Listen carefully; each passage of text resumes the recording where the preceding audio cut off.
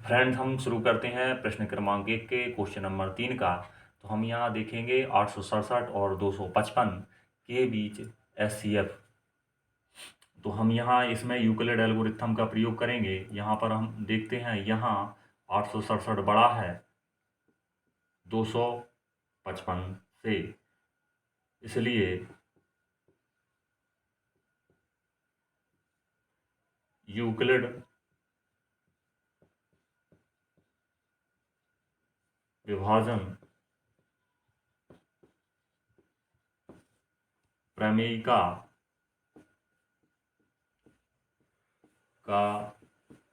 प्रयोग करने पर, तो सबसे पहले एक रफ वर्क कर लीजिए और उसमें इसे भाग विधि के माध्यम से हल कर लीजिए। यहाँ लिखिए आप 255, यहाँ लिखिए 867।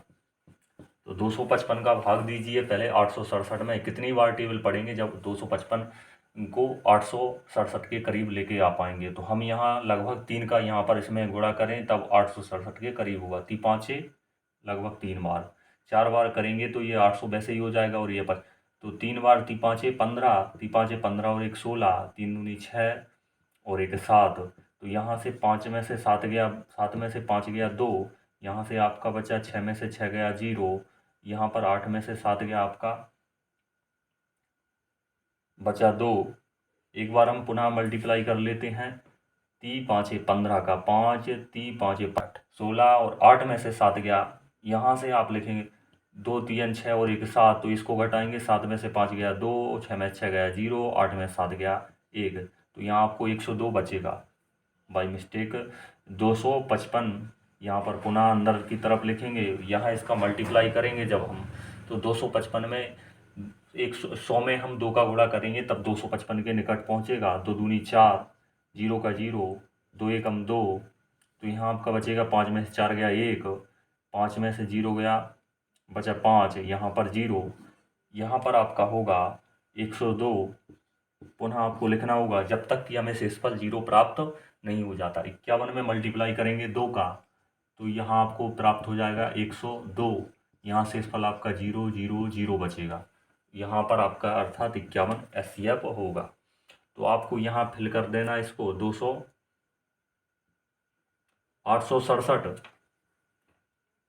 867 बराबर 255 में मल्टीप्लाई 255 में मल्टीप्लाई होगा 3 का, और प्लस में आपका शेषफल बचेगा 102, जो ये वाला शेषफल है।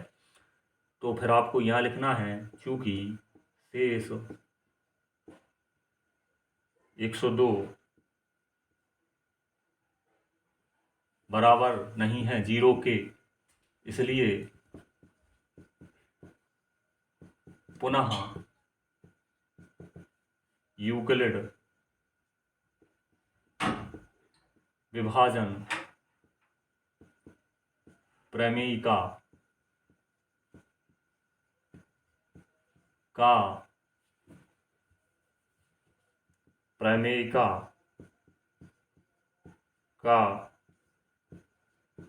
प्रयोग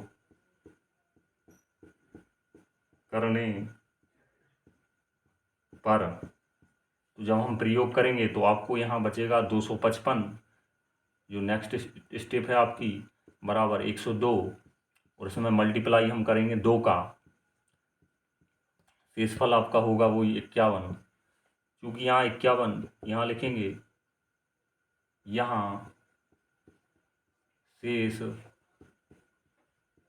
0 या 0 प्राप्त नहीं होता है, इसलिए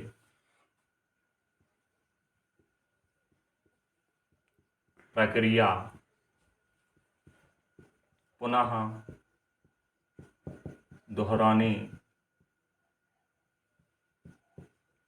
पर क्या होगा? प्रक्रिया पुनः दोहराने पर 102 मल्टीप्लाई होगा उसमें 102 बराबर होगा 51, मल्टीप्लाई होगा इसमें 2 का, और प्लस आपका शेषफल 0 प्राप्त होगा। तो आप लिख सकते हैं, चूँकि शेष फल 0 प्राप्त होता है, इसलिए चिन्ह भी लगा सकते हैं आप। इसलिए आपका जो 867 है और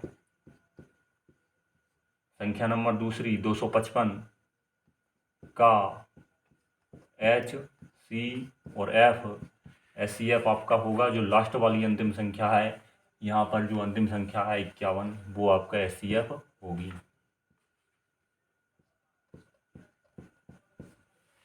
तो ये आपका क्वेश्चन नंबर तीसरा कंप्लीट रहा। अब हम क्वेश्चन नंबर दूसरे की बात करें। यहाँ आपको समझ में आ गया होगा, चूंकि मैंने क्या क्या किया था। सबसे पहले 255 में इसका भाग डिवाइड किया, ये वाला बच्चा जो मैंने यहाँ पर लिख दिया था आपको 102। फिर सेकंड वाला सेकंड टर्म में 102 में 2 का मल्टीप्लाई किया, आपको यहाँ से लिख दिया था। प्लस शेषफल जो आपको 51 बचा, प्लस में यहाँ लिख दिया था, चूंकि शेषफल प्लस में लिखते हैं हम। तीसरी प्रक्रिया में मैंने आपको 102 ये वाला और 51 में मल्टीप्लाई किया था 2 का। 102 51 में मल्टीप्लाई किया था 2 का, तो 102 बन गया आपका ये वाली संख्या। इन दोनों का मल्टीप्लाई करके प्लस में शेषफल 0 बचा, इसलिए आपका ये वाला जो भाग है वो आपका एससीएफ हुआ। हम क्वेश्चन नंबर दूसरे की यहाँ बात करेंगे। तो क्वेश्चन नंबर हम दूसरे की यहाँ पर बात करें तो क्वेश्चन नंबर आपका दूसरा उसमें दिया हुआ है। क्वेश्चन नंबर दूसरा दिया हुआ है कि बताइए कि कोई भी धनात्मक विषम पूर्णांक 6q + 1 लिखा है, उसमें 6q + 1, 6q + 3 और 6q + 5 के क्रम या रूप का होता है। q कोई पूर्णांक है, इसमें q कोई पूर्णांक दिया गया है और धनात्मक विषम पूर्णांक की बात की गई है। तो हम यहाँ सवाल को हल करेंगे और बताएंगे कि इसमें क्या है। तो हम लिखेंगे सबसे पहले, माना कोई धनात्मक पूर्णांक जिसकी हम बात करें, माना ये जो है वो कोई धनात्मक पूर्णांक है। ए को एक धनात्मक पूर्णांक मान लेते हैं। ए कोई धनात्मक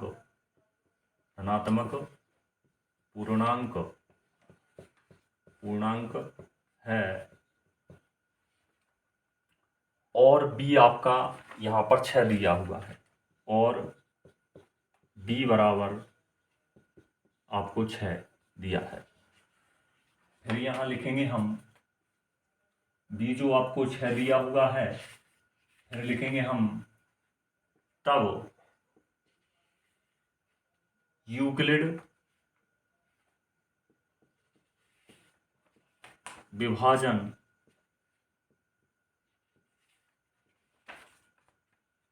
एल्गोरिथम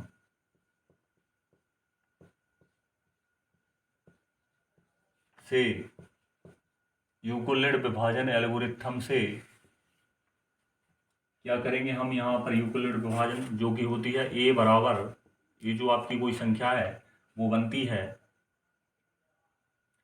यहाँ पर दिया है 6q, क्योंकि एक ये कांस्टेंट दिया है, +r, जहाँ आप देख सकते हैं q जो कि है 0 से बड़ा या फिर बराबर और r जो कि 0 हो सकता है या 1 या 2 या 3 या 4 या 5, लेकिन 6 या उससे बड़ा नहीं हो सकता। हमेशा जो आपका यहाँ पर संख्या दी है 20 दिया है, उससे 20 से हमेशा छोटा ही होगा। तो आपको लिख लेना है 0 से हमेशा या तो बड़ा होगा या फिर बराबर होगा और छोटा होगा आपका बी से। तो बी वाले भाग से आपका हमेशा ये छोटा होगा। तो आपको आगे लिखना है, इसलिए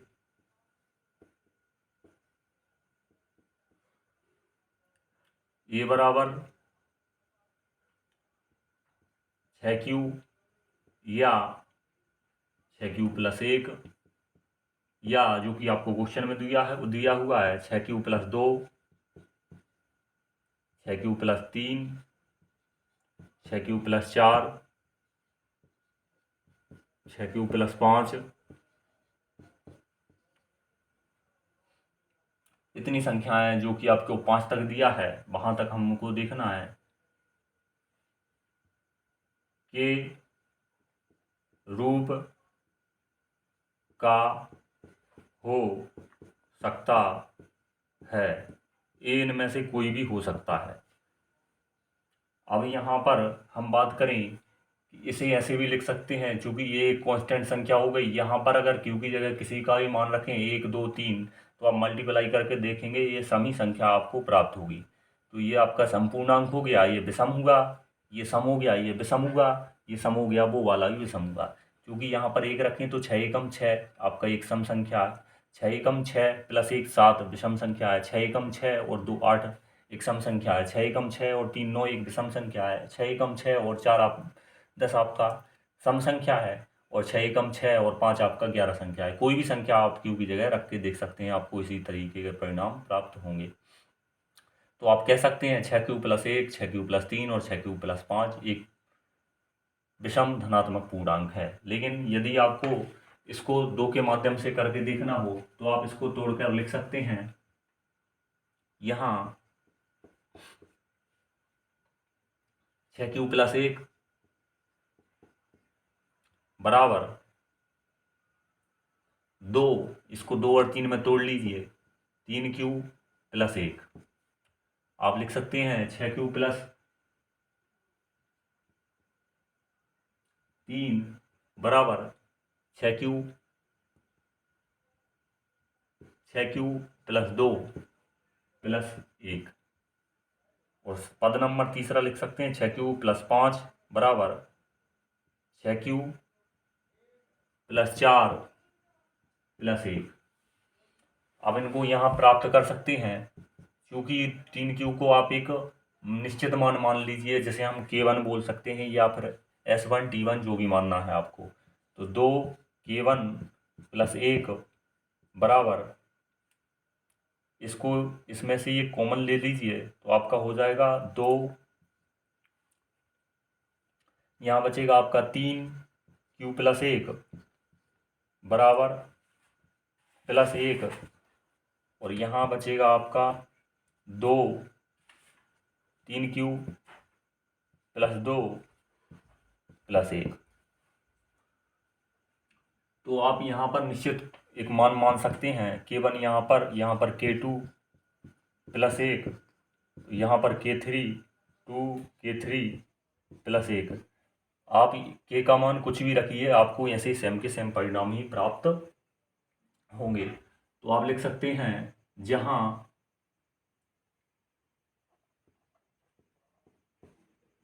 K1 K2 और K3 पूर्णांक हैं, क्या है, पूर्णांक हैं। तो आप यहाँ पर देखेंगे इस प्रकार, क्या देखेंगे इस प्रकार 6 क्यूब + 1, 6 क्यूब + 3, 6 क्यूब + 5 सभी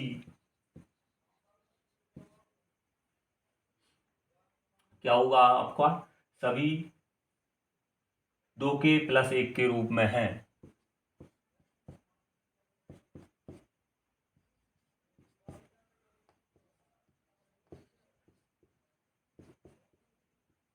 दो के +1 के रूप में है,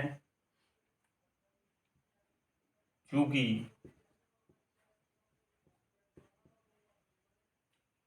आपका यहाँ इसको विभाजित 2 को 2 से विभाजित किया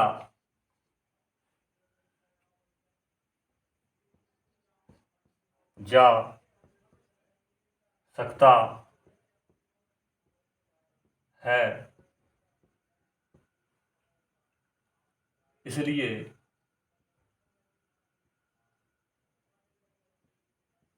दो के सम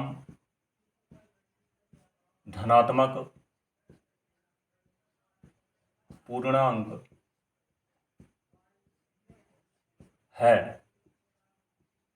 अब बाद में बात करेंगे, जबकि ये धनात्मक पूर्णांक है तो यदि एक इसमें जोड़ दें तो ये फिर ये विषम पूर्णांक बन जाएगा। जैसे ये 2 है तो ये 3 बन जाएगा, ये 2 है तो ये 5 बन जाएगा, ये 2 है तो ये 5 7 बन जाएगा। यदि इसकी बात करें, कोई भी इसमें मान रखें, जो भी फिल करना है आप करके देख लीजिए। 6 एकम 6 और 1 7 बन जाएगा। यदि ये फिर भी ये भी 6 है तो 6 3 9 बन जाएगा। ये भी 6 है तो ये 6 और 5 11 बन जाएगा। इस प्रकार ये विषम पूर्णांक बनेंगे। तो हम लिख सकते हैं, यदि ये समपूर्णांक है तो इसमें ये 6 + 1 6 + 3 6 क्यूब प्लस, यहाँ आप लिख सकते हैं। चूंकि मैं एक बार प्रक्रिया दोहराता हूँ और लास्ट में जो वाली लाइन बच गई है मैं उसे लिख देता हूँ। यहाँ आपने माना कि ये एक धनात्मक पूर्णांक है और b बराबर जो q के साथ जो मान दिया है वो आपको फिर लिख लेना है। b बराबर यहाँ पर 6, तो b बराबर 6 है। इसमें करना है यूक्लिड एल्गोरिथम का प्रयोग। यूक्लिड एल्गोरिथम का प्रयोग, एल्गोरिथम का आपको यहाँ पर प्रयोग करना है। a बराबर, चूंकि एल्गोरिथम होती है, a बराबर B Q plus R, B Q plus R, B यहाँ पर आपको 6 दिया है तो 6 लिख लिया आपने। जहाँ q जो होता है वो 0 से तो बड़ा होता है और या फिर बराबर होता है, और r हमेशा होता है जो जो 6 है, यहाँ वाली जो संख्या है उससे हमेशा छोटा, या तो 0 1 2 3 4 5 इनमें से कुछ भी हो सकता है, लेकिन 6 या उससे बड़ा नहीं हो सकता। तो r यहाँ पर होता है 0 से या तो बड़ा, 0 से या तो बड़ा या 0 के बराबर, लेकिन b से हमेशा ये वाली संख्या से छोटा। तो आप इसको लिख सकते हैं। इसलिए आप यहाँ दर्शा सकते हैं, क्योंकि ए बराबर क्या क्या दर्शा सकते हैं आपको। ए बराबर या तो 6q हो सकता है, 6q + 1 हो सकता है। चूँकि यहाँ पर रिमाइंडर 0 था इसलिए इसको 6q लिख दिया, +0 नहीं लिखा, लेकिन +0 भी यहाँ पर लिख सकते हैं। 6q + 1 हो सकता है, ये +2 हो सकता है, +3 +4 +5 हो सकता है। चूँकि शेषफल हमारा 1 2 3 4 5 तक ही था, इसलिए 5 तक ही लिखा के रूप में हो सकता है, इनमें से कोई भी हो सकता है। तो यहाँ हम लिखेंगे 6q + 1 ये वाली संख्या, चूँकि हमें इसे बताना है, 6q + 3 वो वाली संख्या, और लास्ट वाली संख्या। तो इसको लिखेंगे। यहाँ हमने इसलिए तोड़ा है क्योंकि 2 को हम आसानी से सिद्ध कर सकते हैं कि 2 एक धनात्मक पूर्णांक सम संख्या है। तो इसलिए हमने इसे 2 2 के रूप में तोड़ा। यहाँ 2 3 6 खंड करके तोड़ा। यहाँ 2 इस दोनों में से कॉमन लिया, ये 3q + 1 बचा। यहाँ 2 कॉमन लिया, चूँकि एक एक एक्स्ट्रा बचाना है इसलिए हमने ऐसा किया। तो यहाँ हमने इसको कांस्टेंट k1 k2 k3 मान लिया, चूँकि सभी के समान रूप दिखाई दे रहे हैं, इन सभी को k मान लिया। तो यदि k की बात करें तो यहाँ पर ये 2 जो k है, 2k है, यहाँ पर ये वाला 2k, ये वाला 2k और ये वाला 2k एक धनात्मक समपूर्णांक है। अब हम विषम पूर्णांक की बात करें तो ये आपको मैं मानकर चलता हूँ, यदि आपको समझ में आया हो तो हम इसकी बात करें तो हम लिख सकते हैं 6q + 1 6q + 3 और 6q + 5 लिख सकते हैं। तब यहाँ लिखेंगे 6q + 1 6q + 3 और 6q + 5 धनात्मक विषम पूर्णांक होंगे। अब हम अगले क्वेश्चन की यहाँ पर बात करें तो क्वेश्चन नंबर आपका तीसरा, जिसमें बात की गई है स्तंभों की, इसमें बात की गई है किसी परेड में 616 सदस्य वाली एक सेना अर्थात आर्मी की टुकड़ी को 32 सदस्यों वाले एक आर्मी बैंड के पीछे मार्च करना है, अर्थात उसका राउंड लगाना है। दोनों समूहों को समान संख्या वाले स्तंभों में मार्च करना है। यदि एक समान संख्या वाले स्तंभ में मार्च करना है तो उन स्तंभों को अधिकतम संख्या क्या है, स्तंभों की अधिकतम संख्या के बारे में यहाँ पूछा गया है जिनमें भी मार्च कर सकते हैं। तो हम ये संख्या एससीएफ के माध्यम से ही बता सकते हैं। तो हम पहले यहाँ पर लिखेंगे, हम पहले यहाँ पर शो करेंगे कि परेड में कौन सा सदस्य किस प्रकार मार्च कर सकता है, तो इसके बारे में हम लिखें। तो हमें यहाँ पर लिखना होगा कि अधिकतम संख्या, हम लिखेंगे स्तंभों की अधिकतम संख्या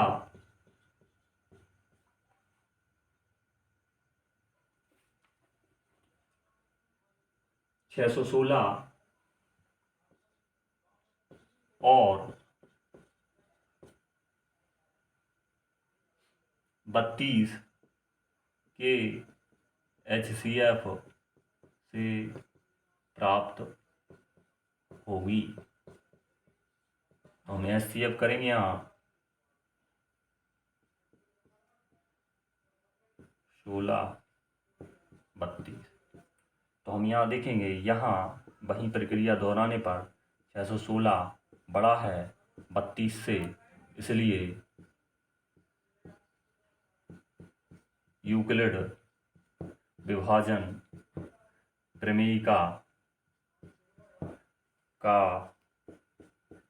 प्रयोग करने पर, जब हम इसमें प्रयोग करेंगे तो आपका लिखा आंसर आएगा 616 बराबर 32 में कितने का गुणा करेंगे आपका 616 आ सकता है। तो हम यहाँ पर लिखेंगे 616 और यहाँ लिखेंगे 32। 32 एकम 64, 32 दूनी 64 होगा आपका। यहाँ लिखेंगे 32 एकम 32, एक बार जाएगा। तो 11 में से 2 गया आपका 9 आया यहाँ पर, और यहाँ पर आपका 5 में से 3 गया आपका 2 बचेगा, और ये वाला आपका 6। कितनी बार टेबल पढ़ें कि 296 आ सकें। तो यदि हम इसका 6 बार टेबल पढ़ते हैं तो 6 दूनी 12 का 2, 6 3 18 और 1 19। 9 बार टेबल पढ़ते हैं तो 9 दूनी 18 और 9 3 27 और एक आपका 28 होगा। लगभग 9 बार टेबल पढ़ें तो 9 दूनी 18, 9 3 27 और एक 28।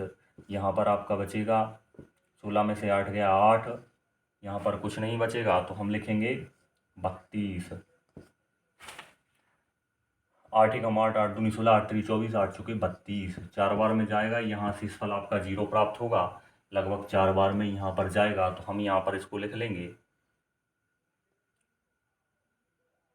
616 बराबर 32। इसमें मल्टीप्लाई होगा 19 का गुणा होगा और आपका शेषफल बचेगा 8। फिर हम यहाँ चूँकि शेषफल r बराबर 0 प्राप्त नहीं होता, हम लिखेंगे r नॉट इक्वल टू 0। फिर हम पुनः इसको करेंगे तो लिखेंगे यहाँ पर 32 बराबर 8 गुणित 4 प्लस 0। चूँकि r बराबर 0 इसलिए HCF होगा हमारा 8। तो हम लिखेंगे स्तंभों की अधिकतम संख्या बराबर 8 है, जिनमें भी मार्च कर सकते हैं दोनों तरह के सैनिक। क्योंकि हमने दोनों को अधिकतम मान निकालने के लिए सबसे पहले दोनों के HCF की बात की, यहाँ पर यूक्लिड एल्गोरिथम यूक्लिड विभाजन प्रमेयिका का प्रयोग लिखा, और यूक्लिड विभाजन का प्रमेयिका का प्रयोग करके हमने यहाँ पर 616 32 में लगभग 19 का गुणा करने पर 616 के करीब आएगा, जिसमें 8 जोड़ने पर 616 आएगा आपका। r जहाँ पर 0 नहीं है, चूँकि r ये वाला भाग आपका r 0 नहीं है, इसलिए आपने पुनः लिखा 32। इसमें मल्टीप्लाई करेंगे बराबर 8 में मल्टीप्लाई करेंगे 4 का, तो ये आपका 32 हो जाएगा प्लस 0। तो r यहाँ पर 0 प्राप्त होता है, इसलिए HCF आपका ये वाली संख्या होगी, ये वाली। इसलिए आपको यहाँ पर लिखना होगा स्तंभों की अधिकतम संख्या बराबर 8 है। अब क्वेश्चन नंबर हम अगले की बात करें तो क्वेश्चन नंबर अगले में हम प्राप्त करेंगे कि यूक्लिड विभाजन प्रमेयिका का प्रयोग करके दर्शाइए कि किसी धनात्मक पूर्णांक का वर्ग किसी पूर्णांक m के लिए 3m या 3m + 1 के रूप का होता है। तो हम यहाँ दर्शाएंगे कि 3m या 3m के प्लस 1 के रूप का वर्ग हो सकता है, धनात्मक पूर्णांक का वर्ग। तो हम इसके लिए सबसे पहले यहाँ पर लिखेंगे कि माना कोई धनात्मक पूर्णांक ये है। हम लिखेंगे कि कोई धनात्मक है, माना क्वेश्चन नंबर आपका 4, माना ए कोई धनात्मक पूर्णांक है और b बराबर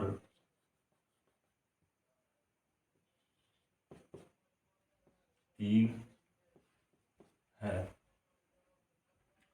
यूक्लिड विभाजन प्रमेयिका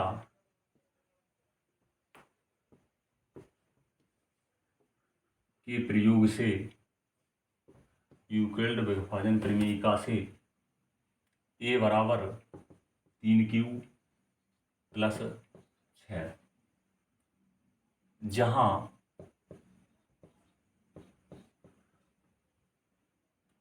q पता है आपको कभी भी 0 से छोटा नहीं होगा, या तो उसके बराबर होगा लेकिन उससे छोटा नहीं होगा, हमेशा 0 से 0 छोटा रहेगा, ये वाला भाग बड़ा रहेगा।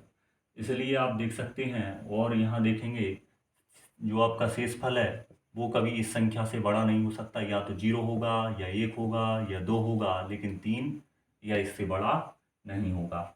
इसलिए आप देखेंगे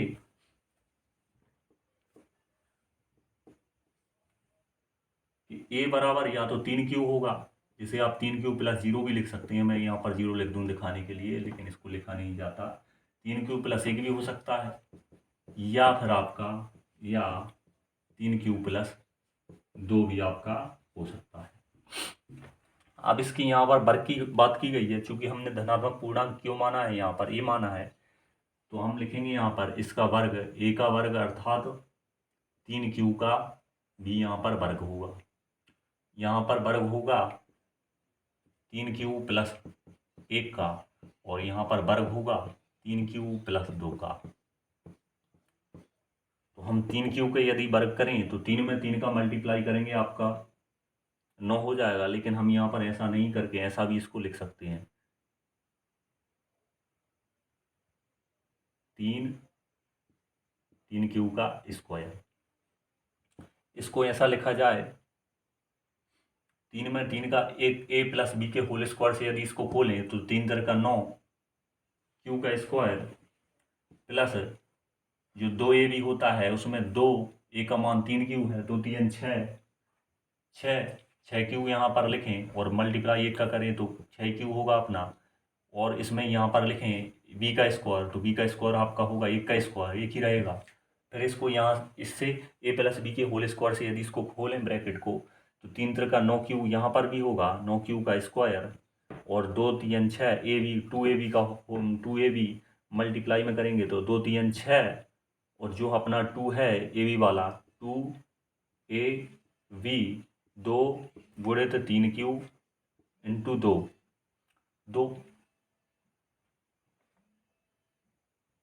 स्टार्ट।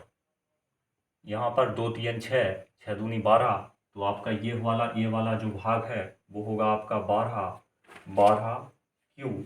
तो आप इसको लिख सकते हैं 12q, प्लस में आप लिखेंगे 12q, क्योंकि a प्लस बी का होल स्क्वायर से आप जानते होंगे सूत्र, a का square plus 2ab plus b का स्क्वायर। यहाँ पर आप लिखेंगे b का स्क्वायर अर्थात 4, तो इसको यहाँ से हल करेंगे हम। यहाँ लिखेंगे आप 3 कोष्टक में 3q का स्क्वायर, फिर यहाँ लिखेंगे आप इसको 3 इन दोनों में से कॉमन लेके, और यहाँ लिखेंगे आप 3q, क्योंकि आपको 3 कॉमन लेना है, 3 कॉमन बनाना है, जिससे हम इस भाग को कांस्टेंट कर सकें। q का स्क्वायर प्लस 2q, क्योंकि 3 दूनी 6 होगा, प्लस 1, ये 3 इसमें से 3 त्रिका 9, 3 गया, इसमें से 3 का भाग देंगे तो यहाँ अंदर 3 बचेगा, ये वाला 3 इसमें से निकाल लिया, इसमें से भी 3 निकालें, 3 का भाग दें तो 3 दूनी 6, 2 बचेगा कॉमन जिसको हम बोलते हैं, प्लस 1 यहाँ पर लिखा और प्लस इसमें से भी ऐसे ही करें अगर हम, तो यहाँ पर आपका बचेगा 3, इसमें अगर भाग दें तो 3 त्रिका 9, क्यू का क्यू स्क्वायर ही बचेगा क्योंकि इसमें से नहीं लिया गया है क्यू, प्लस यहाँ पर 3 चौके 12, 4 बचेगा और ये क्यू बचेगा और प्लस 1 बचेगा क्योंकि इसको तोड़ के लिख सकते हैं 3 प्लस 1 और यहाँ आपका प्लस 1 बचेगा। तो यदि इस वाले भाग को के मान लिया जाए, इसको K2 मान लिया जाए, तो इसको K3 मान लिया जाए, तो कुछ इस प्रकार ये होगा 3K1 प्लस 1 K2 प्लस 1 और 3K3 प्लस 1। यहाँ K1 क्योंकि x का बोला था, आप x मानकर भी इसको कर सकते हैं संकेत में, K1 K2 और K3 क्या है, एक धनात्मक पूर्णांक है। ये आपके धनात्मक पूर्णांक हैं। इस प्रकार प्रत्येक का वर्ग का इस प्रकार या स्तर है, प्रत्येक जो वर्ग है धनात्मक संख्या का, उसको 3m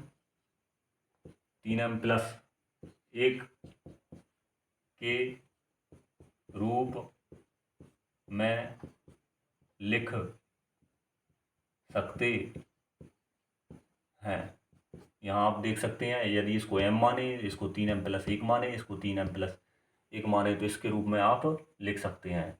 ये सवाल आपको समझ में, मैं यहाँ पर पुनः बताने का प्रयास करूँगा क्योंकि हमारा क्वेश्चन दिया हुआ था कि किसी यूक्लिड विभाजन प्रमेयिका का प्रयोग करके दर्शाना था कि धनात्मक पूर्णांक का वर्ग किसी पूर्णांक m के लिए 3m या 3m प्लस 1 के रूप में हो सकता है या नहीं हो सकता। तो इसके लिए पहले हमने धनात्मक पूर्णांक a को माना और फिर b बराबर जो संख्या दी गई थी m के साथ उसको माना, फिर यूक्लिड विभाजन प्रमेयिका का प्रयोग किया जो कि होती है a बराबर जो हमें मैक्सिमम दिया है 3q प्लस 6, 3q प्लस 6, जहाँ q या तो 0 से छोटा है, 0 से बड़ा है या उसके बराबर है, इसलिए a बराबर 3q प्लस या तो 1 हो सकता है या 2 हो सकता है, ये 3q प्लस 0 हो सकता है, 3q प्लस 1 हो सकता है या 3q प्लस 2 हो सकता है, चूँकि हमारा शेषफल 0 था। अब हम यहाँ पर बात करें कि a का स्क्वायर यदि करें तो 3q का स्क्वायर होगा यहाँ पर, तो 3q का स्क्वायर 3 त्रिका 9, यहाँ पर इसको अलग अलग करके लिख दिया, इसी प्रकार इसको स्क्वायर किया, इसी प्रकार इसका स्क्वायर किया, इन तीनों को इस प्रकार हमने लिख दिया। इसी प्रकार ये वाली पंक्ति इसको सॉल्व करके लिखा, यहाँ से इन दोनों में से 3 कॉमन ले लिया चूँकि हमें 1 बचाना था, ऐसे इन तीनों में से कॉमन ले लिया चूँकि हमें 1 यहाँ पर भी बचाना था।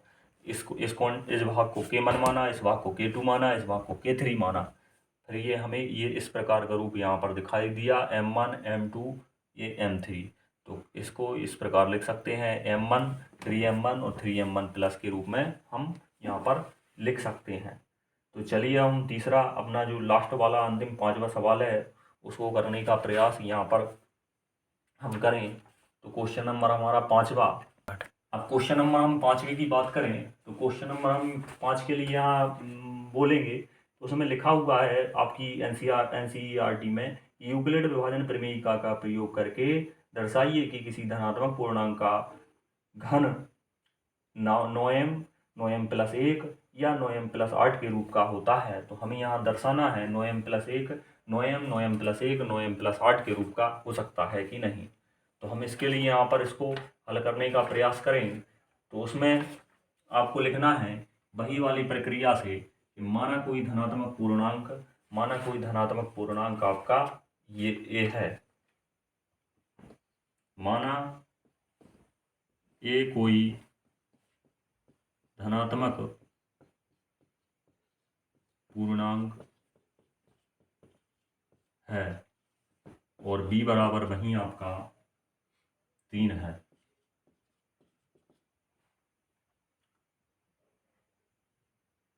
तब यूक्लिड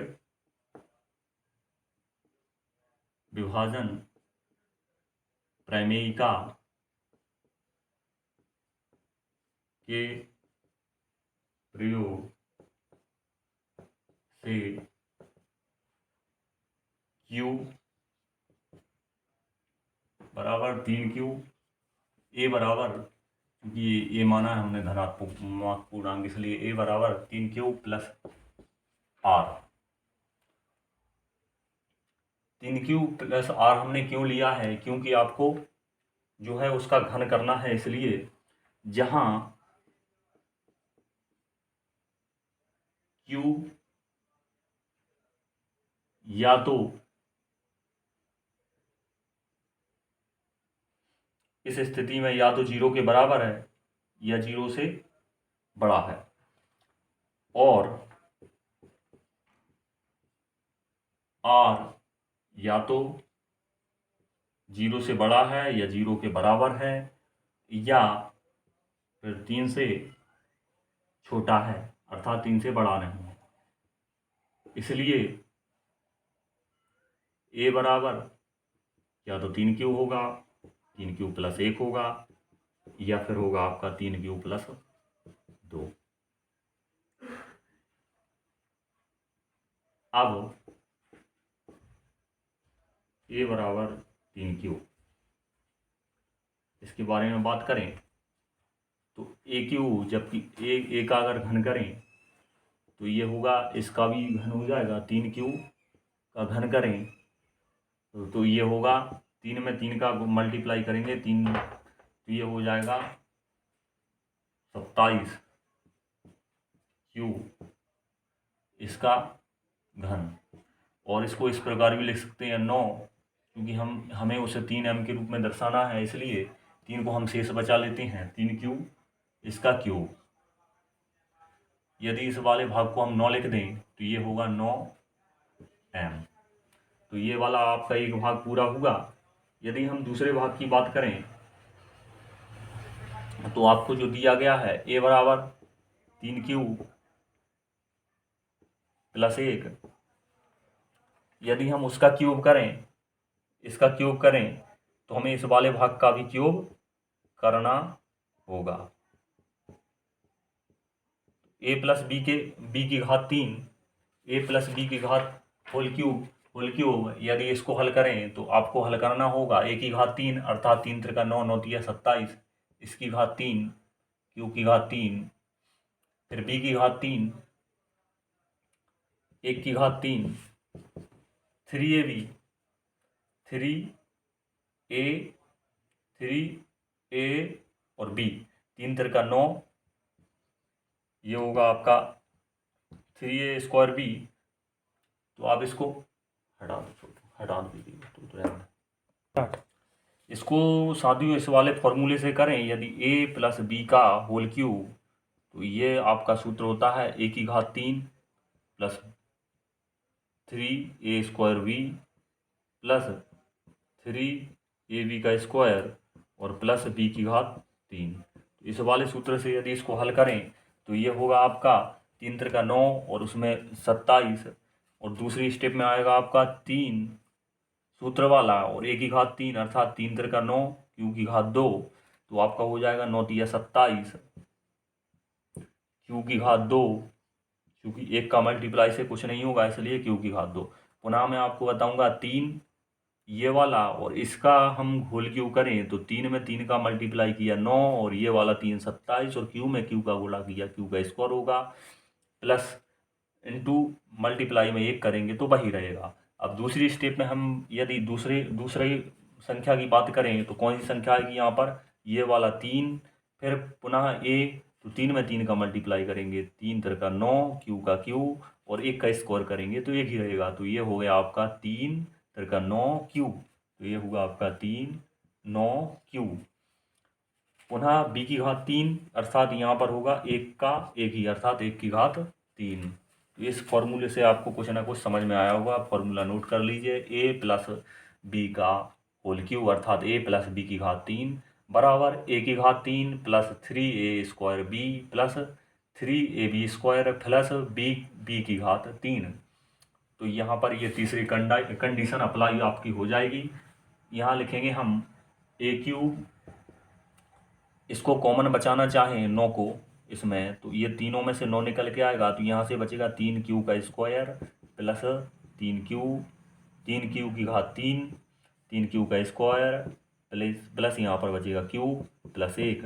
यदि इतने वाले भाग को फिर m2 मान लिया जाए या सिंगल m माना जाए तो a की घात 3 बराबर 9, ये हो जाएगा m प्लस 1। तो ये आपका दूसरा भाग हो जाएगा। मैं आपको इतना भाग पुनः समझाने का प्रयास करूं। आपने माना कोई धनात्मक पूर्णांक 1 है और b बराबर आपको जो मैक्सिमम है वो आपको मान लेना है।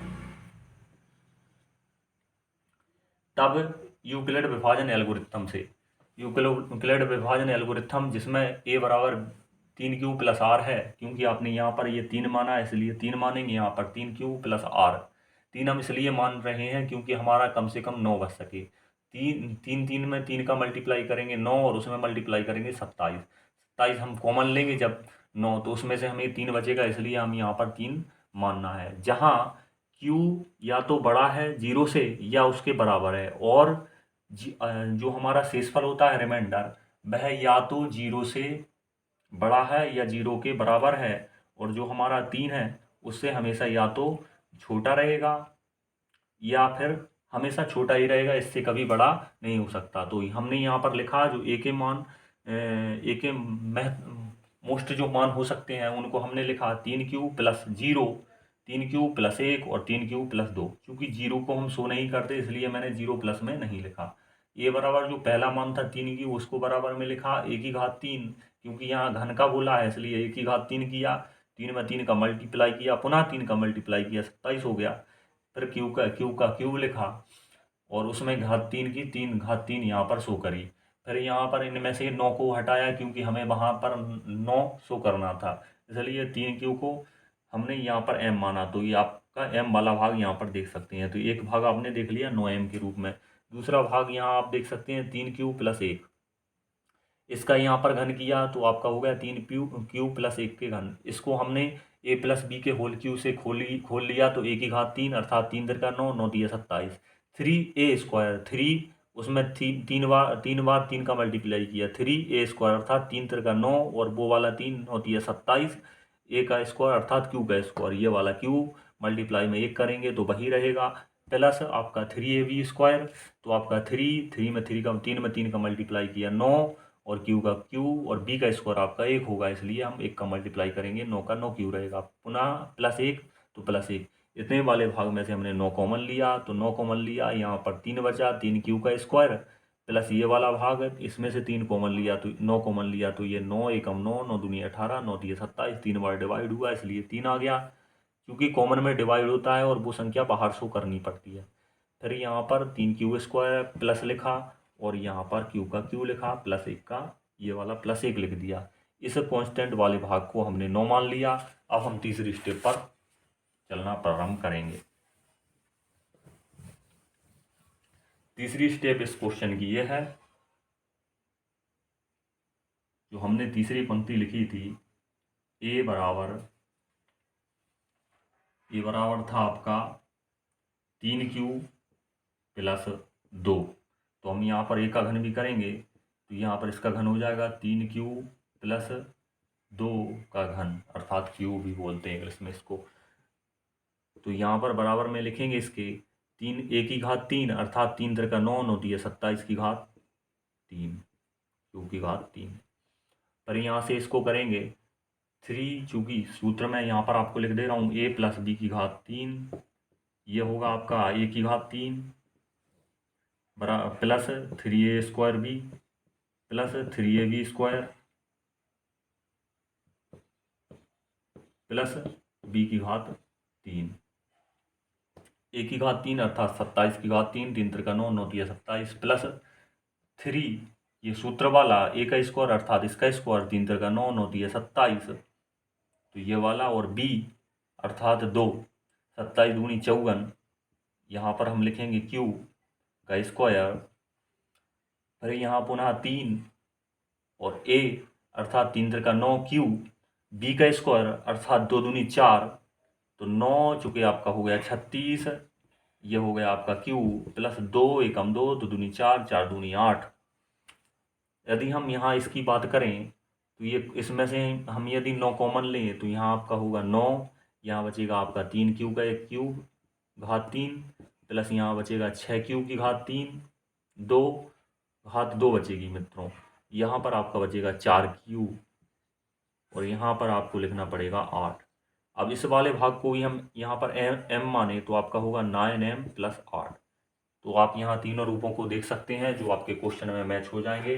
अब हम यहाँ पर यदि बात करें कि यहाँ पर हमने किसको क्या माना है, तो ये आपको समझ में आया होगा। इसका क्यूब किया इसलिए इसका क्यूब करना पड़ा। इस फॉर्मूले के माध्यम से इसके क्यूब को आप समझ सकते हैं। मैं ये मिटा रहा हूँ, आप नोट कर लीजिए। अब हम इसको लिखें कि यहाँ हमने क्या क्या माना है, वो आप लिख सकते हैं कि m बराबर पहले वाला भाग, m बराबर दूसरे वाला भाग, m बराबर तीसरे वाला भाग आप लिखेंगे। इसलिए किसी धनात्मक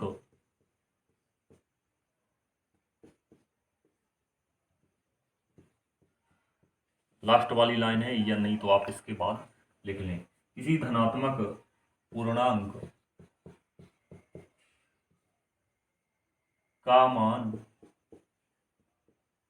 9m प्लस 1 या 9m प्लस 8 के रूप का हो सकता है। ये नोट कर लीजिए। बहुत बहुत धन्यवाद मित्रों और साथियों।